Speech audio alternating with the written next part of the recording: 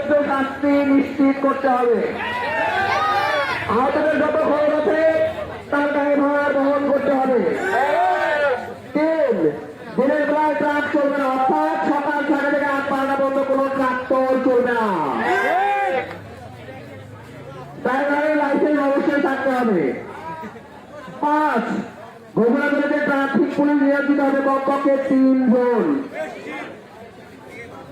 শিক্ষা প্রতিষ্ঠানের সামনে গাড়ি গতিসীমা সর্বোচ্চ 30 কিলোমিটার পার ঘন্টা হবে। আমরা প্রায় দেখি যখন বাসগুলো শ্রীনগর উপজেলায় বগুড়া প্রবেশ করে তখন মনে হয় তারা প্লেন চালাচ্ছে।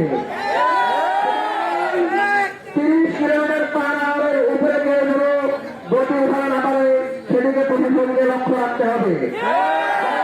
পুলিশ নিয়োগ পাবে 3 জন, আমরা যে বলেছি কমপক্ষে 3 জন, তাদেরকে মেনটেন করতে হবে। 7, স্কুল কলেজের সামনে স্পিড ব্রেকার দিতে হবে। আগে আমরা দেখেছি স্কুল কলেজের সামনে স্পিড ব্রেকার ছিল, সেগুলো তুলে নেওয়া হয়েছে কেন, আমরা সেগুলো আবার চাই। 8, গাড়িতে ইট বালু রড যদি নিয়ে যাওয়ার সময় অবশ্যই ঢাকনা দিতে হবে। যখন ঢাকনা না দেওয়া হয় তখন সেগুলো উড়ে এসে আমাদের শিক্ষার্থীদের চোখে পড়ে, সাধারণ মানুষের চোখে পড়ে। 9, বাস অটো ভ্যান স্ট্যান্ড ভূগোল থেকে 400 গজের মধ্যে কোনো বাস স্ট্যান্ড থাকবে না। আমি আবারও বলে দিতে চাই 400 গজের মধ্যে 5 বাস স্ট্যান্ড থাকবে না। তাদের কারণে প্রতিদিন এখানে যানজট হয় এবং মানুষের ভোগান্তি হয়। 10, রাস্তার জায়গার উপরে অবৈধ কোনো দোকান বসানো যাবে না।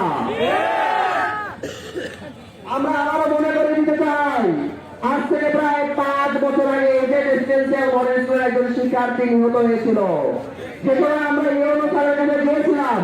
তিনি আমাদের বলেছিল আমরা ট্রাফিক পুলিশ নিয়োগ করবো।